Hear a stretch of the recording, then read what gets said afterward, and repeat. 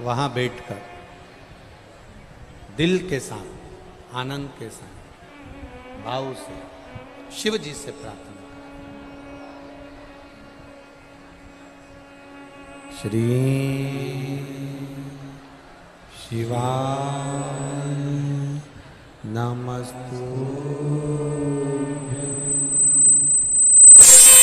श्री शिवाय नमस्तुभ्यं। श्री शिवाय नमस्तुभ्यं। श्री शिवाय नमस्तुभ्यं। श्री शिवाय नमस्तुभ्यं। भोला सब दुख काटो भारा, ओ भोला सब दुख काटो भारा। शिव शंकर जपो तेरी माला, भोले बाबा जपो तेरी माला। भोला सब दुख काटो भारा, ओ भोला सब दुख काटो भारा। वेश मंगल मंगलकारी, वेश मंगल मंगलकारी। शमशान वासी हमारा, शमशान वासी हमारा। ओ भोला सब दुख काटो भारा, ओ भोला सब दुख काटो भारा। भगवान शिव ने ब्रह्मा जी को दृष्टि दी। ब्रह्मा जी ने उस दृष्टि से कार्तिकेय को ज्ञान दिया। कार्तिकेय जी के भीतर का जो अहंकार था, अभिमान था, उसको स्वयं भगवान शिव ने समाप्त। कल कथा में अपन ने सुंदर संवाद श्रवण किया। माता पार्वती जी भगवान शिव को अपना पति बनाने के लिए प्रयास कर, जब शंकर भगवान को अपना पति बनाने का प्रयास करती हैं, शिव को अपना पति बनाने के लिए अथक प्रयास, भूखी रहना, कुछ ना खाना, बहुत नियम धारण कर कर पार्वती मैया शिव जी को अपना बनाने का प्रयास करती, अथक प्रयास। देखिए, देवऋषि नारद ने 3 सूत्र भगवान शंकर को प्राप्त करने के बताए। जरा बहुत ध्यान से सुनना। देवऋषि नारद ने 3 सूत्र भगवान शंकर को प्राप्त करने के बताए। पहला, शिवालय तक जाइए, शंकर को रिझाने का प्रयास करिए। मंत्र चाहे नमः शिवाय जप लो, ओम नमः शिवाय जप लो, डीले कम करो, नमः शिवाय जपो, ओम नमः शिवाय जपो, चाहे श्री शिवाय नमस्तुभ्यम जपो, चाहे महामृत्युंजय मंत्र जपो, चाहे राम कहो, चाहे कृष्ण कहो, तुम्हारी मर्जी पड़े उसका भजन। दूसरा, कहीं अगर मौका मिल जाए, चाहे वो टीवी के सामने मिल रहा हो, मोबाइल पर मिल रहा हो, चाहे तुम्हारे नजदीक में कहीं शिव महापुराण की कथा हो रही हो, पंडाल में बैठकर या टीवी के मध्य बैठकर या मोबाइल के सम्मुख या टीवी के सम्मुख बैठकर शिव महापुराण की कथा को सुनो। सुनना ही केवल नहीं है, सुनकर उसको अपनी जिंदगी में उतारना भी, सुनकर अपने जीवन में उतारना। और तीसरा, अगर बन सके कहीं शंकर भगवान की कथा चल रही हो, शिव महापुराण की कथा हो रही हो, और जो शिव गण आए हो कथा सुनने के लिए, जो शिव भक्त आए हो कथा श्रवण करने के लिए, जो शंकर के गण आए हों, शिव भक्त आए हों, उनको बन सके तो कुछ या पानी पिलाकर, शरबत पिलाकर, भोजन कराकर मुख उनका झूठा अवश्य कराएं। उससे हमारे यहाँ की बरकत कभी समाप्त नहीं होती। और मैं धन्यवाद दूंगा पुष्कर राज की इस धरा पर कई दानदाताओं ने, भगवान ने जिनको दिया, और आप लोगों को भी ऐसा नहीं, हम ये कभी नहीं कहेंगे कि तुम 50 लोगों को भंडारा करो या 1000 आदमी का भंडारा करो या 100 लोगों को आप पानी पिलाओ या 100 लोगों को खिलाओ। हम तो इतना कहेंगे, अपने बैग में अगर 4 पानी की बोतल आ जाए, अपने बैग में 4 बिस्कुट का पुड़ा आ जाए, अपने बैग में 4 रोटी घर से ज़्यादा बना के लिए आए, तो अपने आसपास वालों को भी खिलाओ और मुंह झूठा जरूर कराओ। इससे बढ़कर कोई सुख नहीं। शंकर का जो भक्त होता है, शिव का जो उपासक होता है, और कई पुष्कर राज की इस भूमि पर आप लोग जब निकलते होगे, हम लोग तो ज़्यादा उधर हमारा जाना नहीं होता क्योंकि भीड़ के कारण बस नहीं जाते, तो आप लोग तो जाते होगे तो देखते होगे जगह जगह पर लोग कुछ ना कुछ पानी पिला रहे, भोजन करा रहे या कुछ भी स्वल्प आहार उसको दे रहे। और यही क्रम हमारी समिति ने भी चालू करा है। सावन का महीना और पूरा अधिक मास का महीना, कुबेरेश्वर धाम की तरफ से भी जो मुख झूठा करा सकते हैं वो बाबा की कृपा से ये 2 महीने आप लोगों के मुख को झूठा कराकर कोई थोड़ा सा पुण्य अर्जित हो जाए, इससे बढ़कर कोई सुख नहीं। और हमारी क्या सामर्थ्य था, वो तो ये सब जो दानदाता लगे हैं, टीवियों पर जो सुन रहे हैं, मोबाइल पर सुन रहे हैं, इन लोगों का जो सहयोग मिलता है वो सब चल रहा है। करो सेवा। 3 सूत्र हैं, मंदिर तक जाना, शिवालय तक जाना, शंकर की आराधना करना, मंत्र का जाप करना, स्मरण करना। दूसरा, शिव महापुराण की कथा को सुनकर अपनी जिंदगी में उतारना। और तीसरा, कहीं शंकर का भक्त मिल जाए, कोई शिव का उपासक मिल जाए, उसकी सेवा कर ले। कितना सुंदर कहा है शिव महापुराण में, कहा है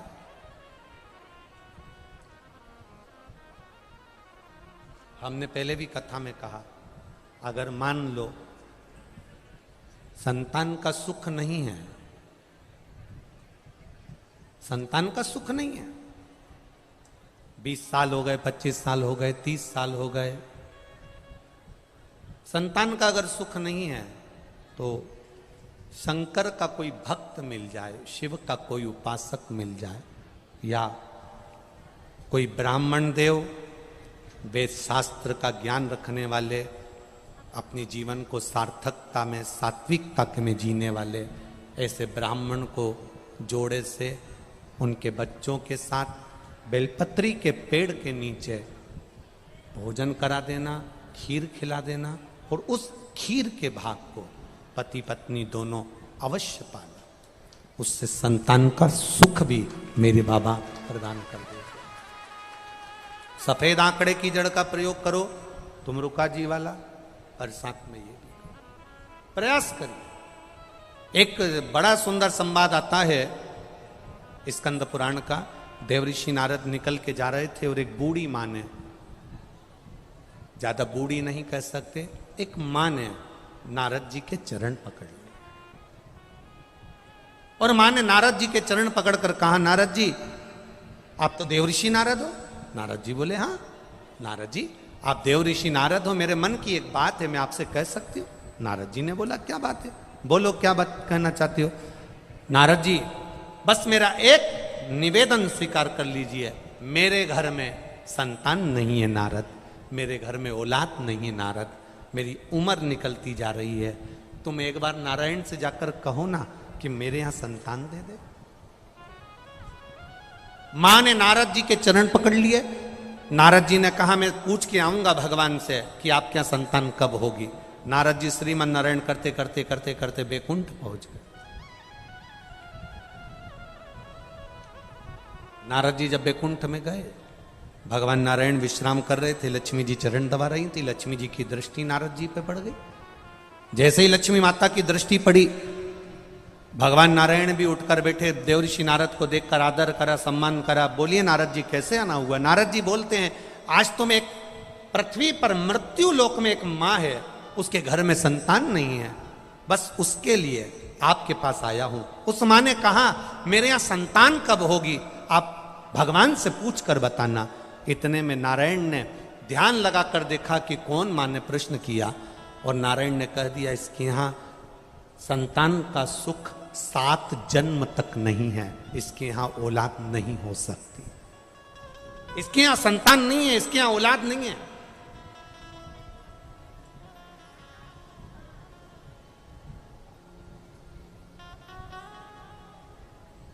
इसके यहां संतान का सुख नहीं हो सकता,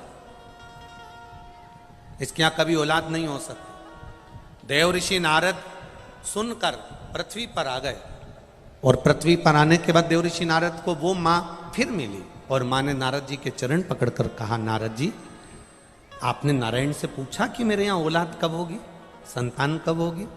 नारद जी ने कहा मां तेरे यहां 7 जन्म तक संतान का सुख नहीं, तेरे यहां औलाद नहीं हो सकती, तेरे यहां संतान का सुख नहीं है। मां धाड़ कर रोने लगी, आंख से आंसू बहने लगा, खूब रोई। अब उसका एक नियम बन गया, संतान हो नहीं रही है, दुखी है और रोती है, आंख से आंसू बह रहा है, रो रही। जब एकदम दुख आ जाता है ना तो व्यक्ति रोता है। एक पत्र आया है, इस पत्र में लिखा देखिए,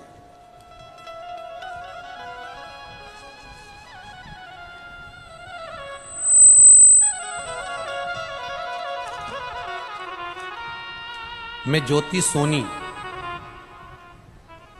सोनी निवासी बड़ा महुआ, सही है, बड़ा महुआ जिला भीलवाड़ा की रहने वाली हूं। कहीं बैठी हैं ज्योति सोनी, आप ही हैं?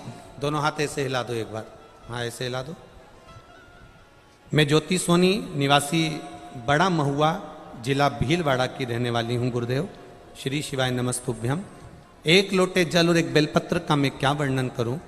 हमारे ससुर जी को कैंसर हो गया, सभी डॉक्टरों ने ऑपरेशन का कहा, तब हम उनको सब जगह दिखा कर ले आए और ऑपरेशन का कह दिया।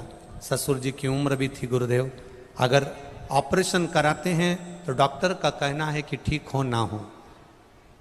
कई थेरेपी का बताया, कीमो का बताया, तब किसी ने कहा कि सीहोर वाला महाराज कथा करता है, एक बार सुनो। हमने कथा सुनी, उसमें रुद्राक्ष का विवरण आपने कर दिया कि सीहोर का जो रुद्राक्ष होता है वो औषधि का काम करता है। मेरे पति ने सोचा कि हम सीहोर जाएंगे और वहां से रुद्राक्ष लेकर आएंगे। हम लोग सीहोर पहुंचे, वहां से रुद्राक्ष लिया, कंकर शंकर की पूजन कर कर एक कंकर भी उठा लाए। भोले बाबा का क्या वर्णन करें गुरुदेव। रुद्राक्ष का जल शिव को चढ़ाते, लाते, ससुर जी को पिलाते, पानी शंकर का देते, बेलपत्र देते। बाबा का हम क्या गुणगान करें। दूसरी बार हम जब ऑपरेशन के लिए जांच कराने के लिए गए और बाबा की कृपा का हम क्या वर्णन करें गुरुदेव।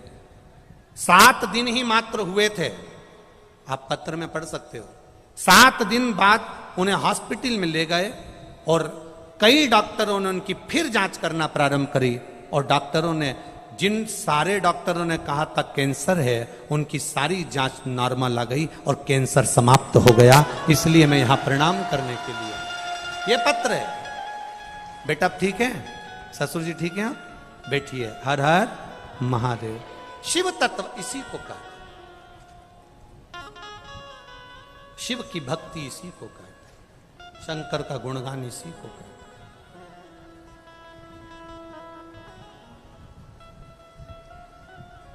आप अगर उससे विनती कर रहे हो तो वो सुनेगा। देखो गर्मी बहुत तेज है कि नहीं? बोलो बोलो, जम के बोलो, है ना? हम तो यहाँ एसी में बैठ जाते हैं, इतना महसूस नहीं होता, पर आप लोगों की स्थिति देखकर महसूस होता है। जब यहाँ आते हैं तब महसूस होता है। गर्मी बहुत तेज है, अपार गर्मी है। उमस पानी की भी पड़ रही है, गर्मी भी पड़ रही है। आप लोग इतना, जैसे एक भट्टी के अंदर लोहे को तपाया जाता है और उसका कुछ बनाया जाता है, सोने को तपाया जाता है, आभूषण बनाया जाता है। आप लोग हिम्मत मत हारना, मेरा बाबा भी तुम्हें तपा कर कुछ ना कुछ अच्छा जरूर करेगा, ये निश्चित। हम मानते हैं बहुत गर्मी पड़ रही है, अपार गर्मी। ऐसी गर्मी तो हमने बिहार में भी नहीं देखी। इतनी गर्मी यहाँ पर पड़ रही है, हम मान रहे हैं सब चीज। और आप लोगों की संख्या में कोई कमी नहीं आ रही। पूरा पुष्कर मेला ग्राउंड और पूरा पुष्कर मेला क्षेत्र, मेले में भी जो मेला नहीं भरा है वो तुमने भर दिया दादा। बहुत भर, साधारण नहीं छोड़ेगा। माना थोड़ी हो सकता है, थोड़ी आप लोगों को तकलीफ हो सकती है, पर संभालेगा। बोल बम का नारा है, बाबा एक सहारा, वो संभालेगा। आप हिम्मत मत हारो। आए हो ना, हिम्मत नहीं। आज अपने को लग गया कि गर्मी तेज है तो कल अपने साथ चलो तो थोड़ा सा पानी की बोतल में ही ग्लूकोज वगैरह घोल कर 2-4 टॉफियाँ लेकर चूसने के लिए अपने बैग में लेकर चलो, आसपास वालों को भी देते चलो। मुख झूठा जरूर कराना, बाबा भंडार ऐसा भर देगा कि जिंदगी भर खाली नहीं। करो उसे। नारद के शब्द सुनकर वो मां रो रही है। मेरे घर में संतान का सुख नहीं है, मेरे घर में औलाद नहीं हो, संतान नहीं। जब कहीं से संतान का सुख नहीं होता, तब जगह जगह से जब हार जाओ तब महादेव की शरण में जाओ। कथा कहती है यशोदा जी के घर में संतान का सुख नहीं था। 60 साल के नंद बाबा, 55 वर्ष की मां यशोदा, संतान का सुख नहीं। यशोदा जी की मां, जिनका नाम था पाटला देवी। क्या नाम था? पाटला देवी। पाटला देवी को चिंता व्यापी कि मेरी एक बेटी यशोदा, मेरी 3 बेटियों में से एक बेटी यशोदा जिसकी यहां औलाद नहीं, कहां जाऊं? पाटला देवी सब दूर गई। अंत में पाटला यमुना जी के घाट पर जाती, बालू का शिवलिंग बनाती, पूजन करती, आराधना करती। एक दिन मेरे भोले बाबा बूढ़े का रूप लेकर आ गए और पाटला का जो जल का पात्र था, मेरे शंकर जी ने उसे उंडेल दिया, गिरा दिया। कभी कभी पूजन करते करते पानी का लोटा अगर गिर भी जाए ना, तो तुम ये मत सोचना कि कुछ विघ्न आ गया हो।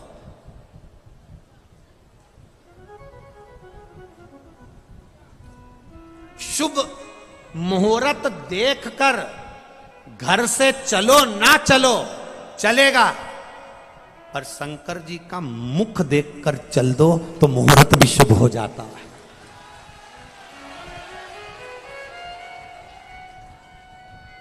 आप शंकर के शिवलिंग का स्पर्श कर कर, शंकर के शिवलिंग का मुख देखकर, शंकर के शिवलिंग का दर्शन कर कर, शिखर का दर्शन कर कर, नंदी का दर्शन कर कर, शंकर के मंदिर का दरवाजा अपने यहां से नियम बना लो, मैं जब भी कहीं जाऊंगी तो शंकर जी के मंदिर के सामने से जाऊंगी, मेरे गांव से बाहर निकलूंगी तो शंकर के मंदिर के सामने से निकलूंगी, उसके दरवाजे से निकल कर जाना, उसकी चौखट के सामने से।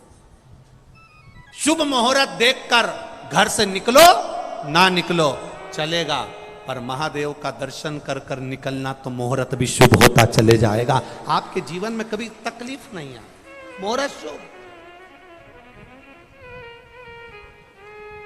पाटला देवी का वो जो जल का पात्र था वो बूढ़े बाबा ने गिरा दिया। पाटला को गुस्सा नहीं आया, पाटला ने जल फिर यमुना जी में से भर लिया। यमुना जी में से जल भरा, जल फिर गिरा दिया, फिर जल भरे, फिर गिरा दिया। एक बार पशुपति व्रत करा, नहीं हुआ काम, दूसरी बार फिर करी। एक पत्र आया है, छोटा सा पत्र है, बीनू कुंवर जोधपुर से आई है।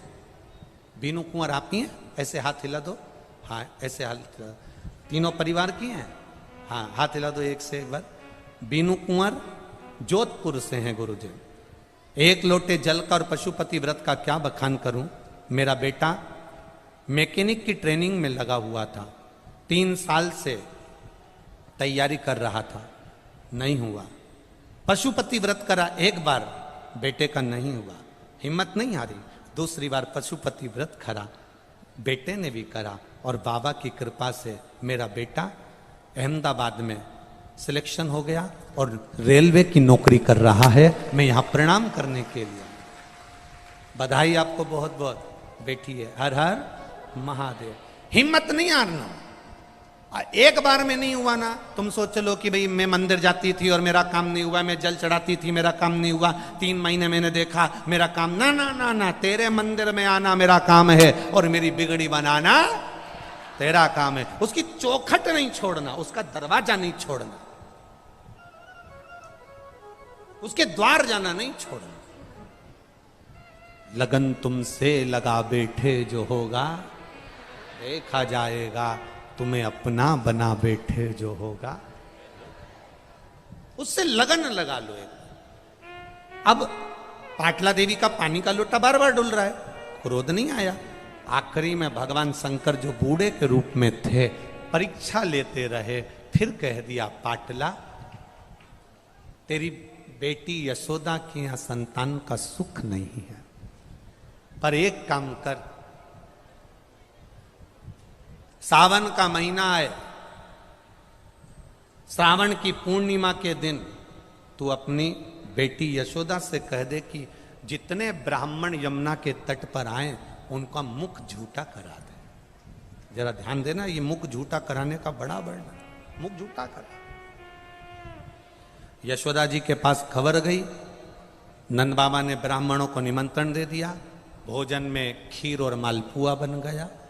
नंद बाबा ने परोसा, नंद बाबा की दाढ़ी सफेद, बाल सफेद, यशोदा जी हाथ में चूड़ा पहनकर, पांव पैजनियां पहनकर, करधनी पहनकर, माता यशोदा सिर में इतना घूंघट डालकर खीर परोसने के लिए गई।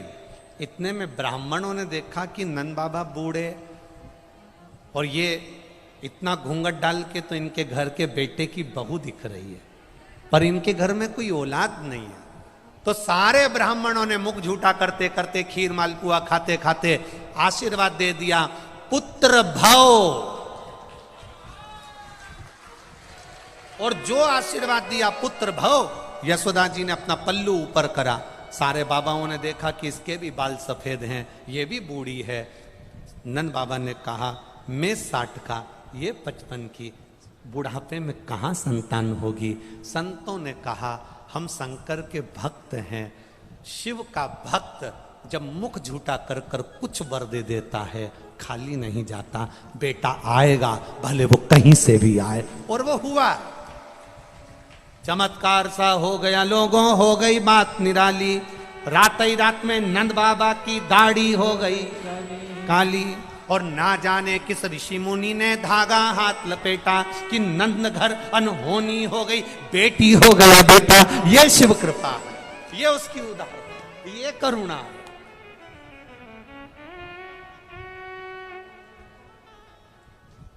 तो हम क्यों चिंता करें? अब यहां चिंता का विषय है ना।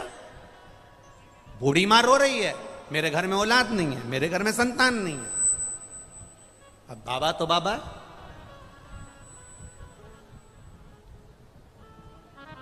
बाबा तो बाबा।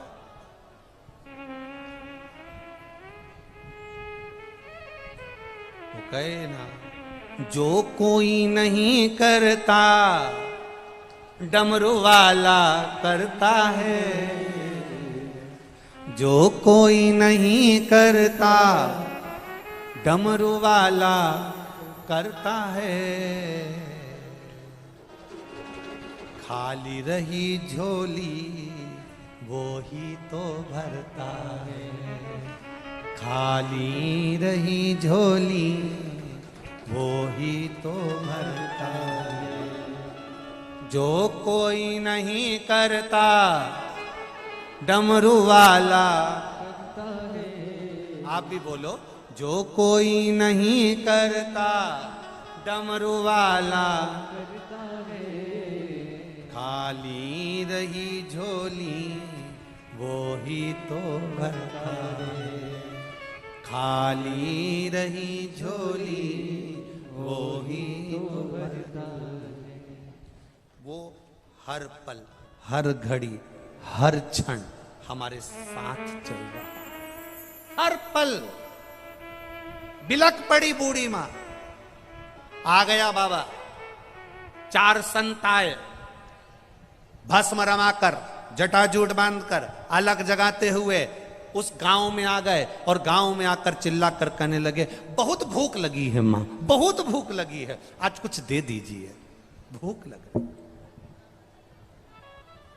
भूख लग रही है, कुछ दे दीजिए मां। अब कई बार मांगने वालों से चिढ़ आने लगती है। बोलो सही है कि गलत? कई बार मांगने वालों से चिढ़ाने लगती है। आपसे निवेदन है, आप 1 रुपया भी किसी को मत दो, हम नहीं कहेंगे कि तुम दो। आप तो अपनी 4 व्हीलर गाड़ी में थोड़े से बिस्कुट के पैकेट रख लो, या 4 रोटी ज्यादा बना के पेपर में लपेट के रख लो। कोई भूखा है ना, उसको रुपये की जगह आप वो देकर आगे बढ़ जाना, वो जीवन का एक सुख प्रदान कर जाएगा। हम नहीं कहेंगे कि तुम करोड़ों का धन प्रदान करो।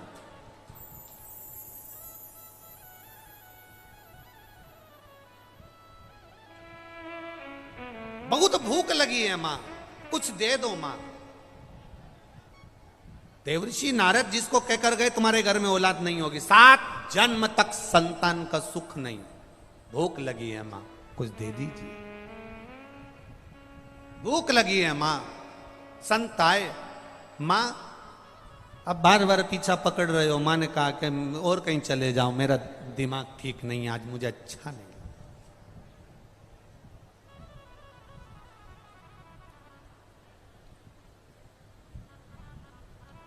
भिखारी को देखकर,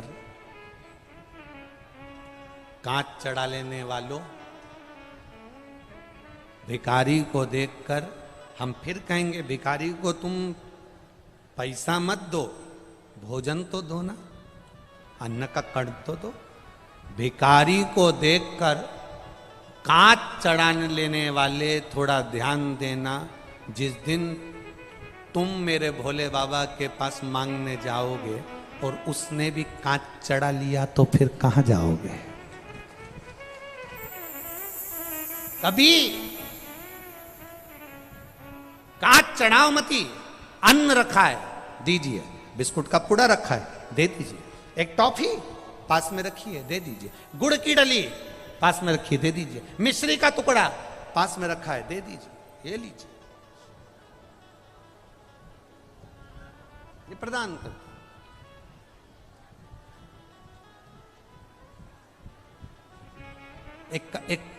एक बात कहना चाहेंगे, बहुत पुरानी है। पहले हमारे यहाँ वो एक टोल टैक्स से पैसे हम जा रहे थे, तो टोल टैक्स अभी अभी तो ये इतना बड़ा वो फास्ट टैग लग गया। अब पहले चलता था क्या ये? अरे बोलो, जम के बोलो। नहीं चलता था ना। तो टोल टैक्स जब क्रॉस करते थे, टोल टैक्स से जब निकलते थे और टैक्स वाले को पैसे देते थे, तो उसके पास खुले पैसे नहीं रहते थे, तो वो हमको टॉफी पकड़ा देता था। अब तुम्हारे साथ कभी हुआ कि नहीं हुआ पता नहीं, हमारे साथ तो हुआ। 98 की एक रुपए की 2। अब आशीष को बड़ा बुरा लगा। आशीष ने टोल टैक्स वाले से कहा कि बताओ तुम गजब के हो, हमारा रुपया वापस करो, तुमने 2 रुपए के चक्कर में हमको 4 टॉफी दे दी। हम अंदर बैठे हुए थे, हमने आशीष से कहा कोई बात नहीं, कहाँ बहस करना। वो माने नहीं, पैसे दे नहीं, और वो कि टॉफी दूंगा, मेरे पास खुले है नहीं, 4 टॉफी ले। हमने आशीष से कहा रखो, इसको रखो, हो सकता है बाबा की कोई मर्जी होगी। ये 4 टॉफी उसने दी है, बाबा ने कुछ सोच कर दिया होगा। अब हम तो जो भी कुछ बात करते हैं तो बाबा के भरोसे पर ही करते हैं। हमारी आदत में है, अगर कोई आ भी गया तो हम ये सोचते हैं कि भोलेनाथ ने इसको भेजा था तो मिलना हो गया, नहीं तो कौन किसके यहाँ जाता है। यहाँ कथा हो रही है तो हम कह देते हैं भोलेनाथ को, खंडेलवाल परिवार को पकड़ना था और कथा करवाना थी, ये तो भोलेनाथ ने करवा दी है। तो ये तो हम केवल शिव के आधार पर चलते हैं कि बाबा ने आज सवेरे अगर कोई मालपुआ भी खिलाकर चले गया तो कह देते भोले बाबा को आज भोग में मालपुआ लगना था, कहीं आ गया होगा, खा लिया होगा, पानी पीना था, पी लिया होगा। तो ये शिव पराशर। अब वो 4 टॉफी लेकर बढ़ गए, आगे गए, और एक स्कूटी पे से एक व्यक्ति जमीन पर पड़ा था और उसकी पत्नी उसको देखकर रो रही थी, खूब रोया। गाड़ी रोकी, हमने कहा जा रहे आशीष जरा देख तो जरा, काय को रो रही है, क्या हो गया। पति को होश नहीं आ रहा। इसको कोई बीमारी थी क्या, आशीष पूछा। हाँ शुगर की बीमारी है, शुगर लो हो गई होगी, कुछ है नहीं हमारे पास, दूर दूर तक कुछ नहीं। आशीष आया, उसकी शुगर, हमने कहा वो 4 टॉफी है जो टोल टैक्स वाले ने दी है, जल्दी से ले जाके उसके मुंह में खिला दे और उसको पानी पिला। अब वो 4 टॉफी जो मिली थी वो उसको दी, एनर्जी मिली, शुगर का लेवल थोड़ा ठीक हुआ, वो उठा, गाड़ी पर बैठा, चल दिया। अब वो उसकी पत्नी कहे कौन ने दी है, तो क्या गुरुजी ने दिया। वो आके के ऐसी कौन सी बूटी थी जो दी। हमने कहा बूटी हमारी नहीं थी, टोल टैक्स वाले ने 2 रुपए की 4 टॉफी दे दी थी। 4 टॉफी दे, जो कर रहा है वो सहज नहीं करेगा, जो दे रहा है वो सरलता में नहीं देगा, जो उसने करा वो कभी कम ना करेगा। अगर कोरोना काल में आप लोगों ने शंकर की कथा सुनना चालू करी है, जितने बैठे हो आस्था चैनल के सामने, जितने बैठे हो मोबाइल के सामने, जितने बैठे हो इस पंडाल में, अपने दिल पर हाथ रखकर बोलना कि जितने साल से तुम शंकर की कथा सुन रहे हो, उसके पहले का समय निकालना कि दुख के क्या दिन थे, और कथा सुनने के बाद जो बाबा ने तुम्हें पकड़ा है उसके बाद के दिन क्या है, तुम अपने हिसाब से निकाल।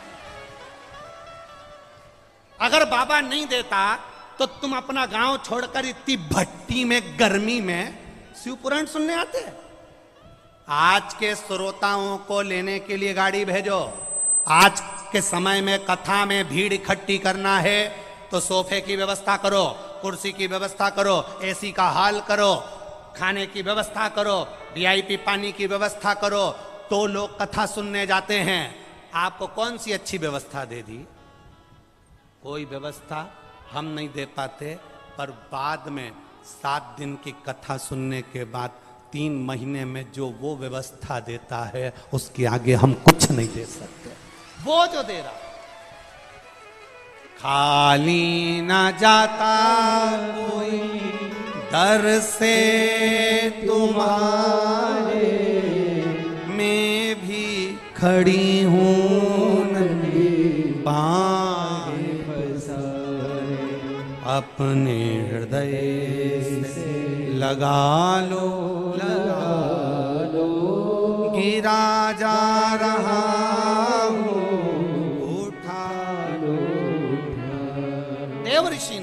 मना कर दिया, संतान का सुख नहीं। बाबा जी कह रहे हैं मुझे भूख लगी है, वो पीछा पकड़ लिए। माँ कह रही मेरा चित्त अच्छा नहीं है, मैं भोजन नहीं करा सकता, नहीं हमें करना है।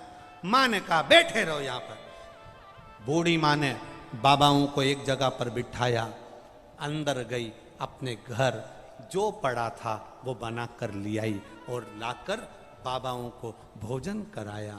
भोजन कराया तो बस बाबा ने मुंह झूठा करते ही कह दिया, माँ तू अकेली दिख रही है, तेरे साथ कोई है नहीं, हमारा वर है, तेरे घर संतान आएगी।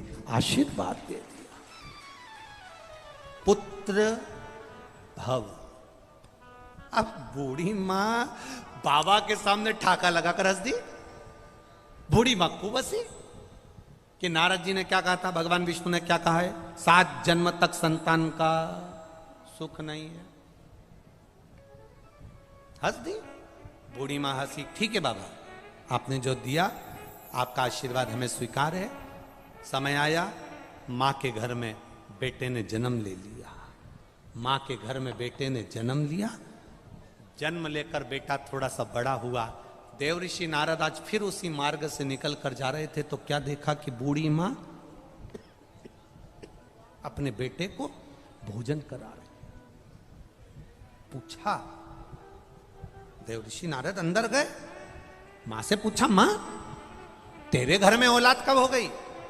बूढ़ी मां ने कहा 4 संत आए थे, शंकर के उपासक थे, उनने भूख में भोजन मांगा, मैंने भोजन दे दिया, उन्होंने वर दे दिया, तेरे घर पुत्र होगा। नारद जी को क्रोध आ गया, दौड़कर भगवान विष्णु के पास गए। आपने तो कहा था कि 7 जन्म तक इसके यहां संतान का सुख नहीं है।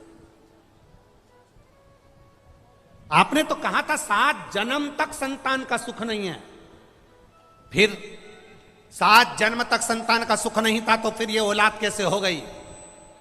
भगवान नारायण ने नारद से कहा, सुनो नारद, शिव का कोई भक्त होता है, कोई संत, कोई साधु, कोई सहज शिव उपासक होता है, जब उसका मुख कोई झूठा करा देता है और वो जब वर देकर जाता है तो विधान भी पलटना पड़ता है और शिव के अनुसार देना पड़ता है। देवता देते हैं पल्ला झाड़ कर और मेरा महादेव देता है छप्पर हाड़ कर। देवता पल्ला झाड़ कर देंगे, ब्रह्मा जी देंगे तो तुम्हारे विधान में जो लिखा होगा वो देंगे, भगवान नारायण देंगे तुम्हारे भाग्य में जो लिखा होगा वो देंगे, इंद्र देंगे तुम्हारी किस्मत में जो लिखा होगा वो देंगे, 33 कोटि देवी देवता तुम्हारे भाग्य में जो लिखा है वो देंगे। पर मेरा महादेव भाग्य नहीं देखता, मेरा महादेव तो इतना देखता है कि तुमने किसी प्यासे को पानी पिलाया, तुमने किसी भूखे को भोजन कराया, तुमने किसी को औषधि दे दी, तुमने किसी जनमानस का कुछ सहयोग करा है। इसलिए हमारे यहाँ कहते हैं सेवा मूल है।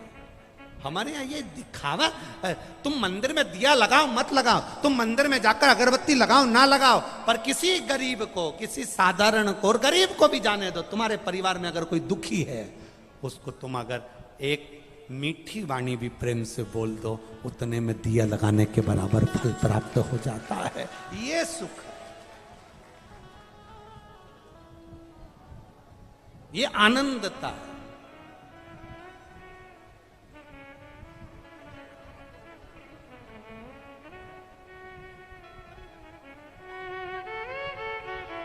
और इससे बढ़कर कोई सुख नहीं।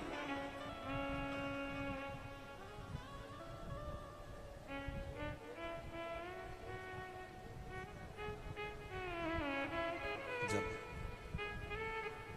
हम उससे प्रार्थना करते हैं तो वो दिल से सुनता है। तेरे दरबार की बाबा निराली शान देखी है, तेरे दरबार की बाबा निराली शान देखी है। तुझे देते नहीं देखा, झोली भर भरी देखी है, तुझे देते नहीं देखा, झोली भरी देखी है।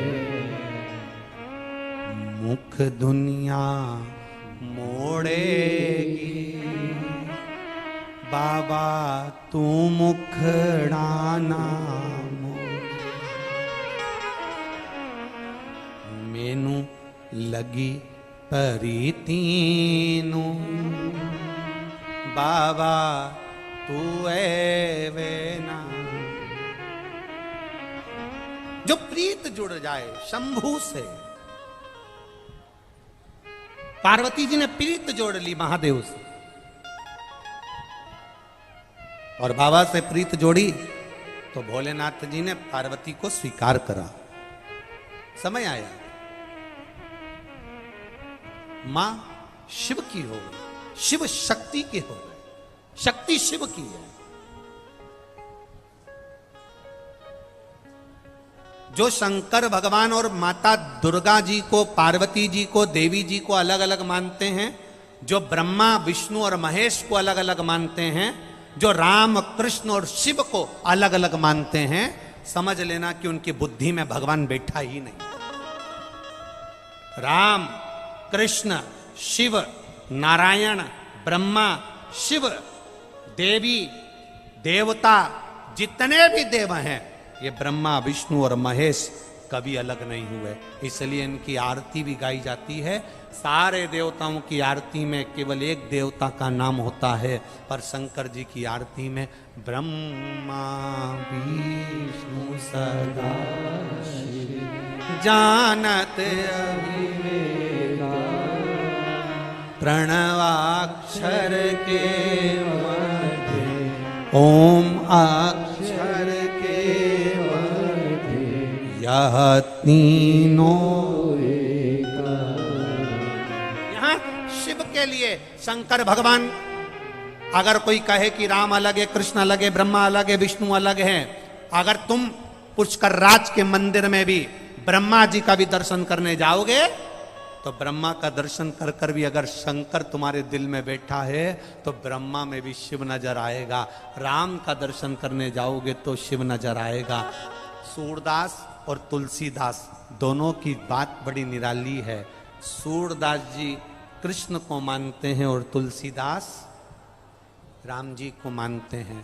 जब तुलसीदास गोवर्धन पहुंचे गिरिराज जी का दर्शन करने के लिए, तो तुलसीदास जी ने कह दिया था कि मस्तक जब नवाऊंगा, जब धनुष और बाण हाथ में लेंगे, तब भगवान गिरिराज बाबा ने अपने हाथ में धनुष और बाण ले लिया, तुलसीदास को दर्शन दे दिया। और सूरदास जी कहते हैं मैं कृष्ण की आराधना करता हूँ, बंसी बजाता हुआ दिखेगा तो नमन करूंगा। उसके लिए मेरे राम जी ने बंसी अपने हाथ में ले ली। भेद देवताओं में नहीं है, भेद हम में है। हम भेद कर देते हैं। हम कहते ब्रह्मा बड़े, हम कहते शिव बड़े, हम कहते नारायण बड़े, हम कहते राम बड़े, हम कहते कृष्ण बड़े, हम कहते ये बड़े, हम कहें वो बड़े। ना ना ना ना, ये बुद्धि का भेद है हमारे, ये हमारे चित्त का भेद है।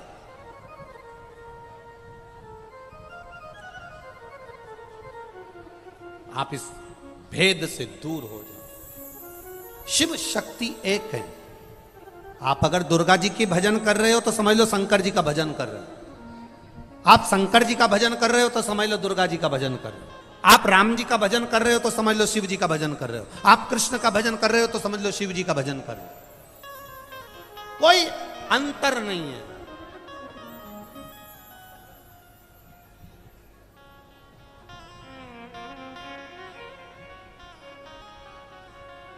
अरे वो एक लाइन आप लोग स्मरण में होगी ना, तुझ में रब दिखता है, सब में एक दिख रहा। राम भी वही, कृष्ण भी वही, शिव भी वही, दुर्गा भी वही, इंद्र भी वही, सारे देवता एक। अच्छा चलो एक बात और अच्छे से हम आपसे पूछ लें, जो राम जी को भजते हैं उनको दूसरे शमशान में लेके जाते हैं क्या? बोलो बोलो, जम के बोलो। होटल 10 तरह की हो सकती है, चाय की दुकान 10 तरह की हो सकती है, पर शमशान एक ही है। राम कहो चाहे श्याम कहो, चाहे ब्रह्मा कहो, चाहे विष्णु कहो, चाहे देवी कहो, चाहे महादेव कहो, आखिरी में जाना तो शंकर जी के पास ही है, क्योंकि शमशान में वो ही रहता, उसी को श्राप लगा तो वो अकेला रहता है। वो जाओगे भाई, गुलाब जामुन खाओ चाहे रबड़ी खाओ, जाएगी तो नहीं। हो सकता है गुलाब जामुन इधर बाजू में आ जाए और रबड़ी इधर ना, एक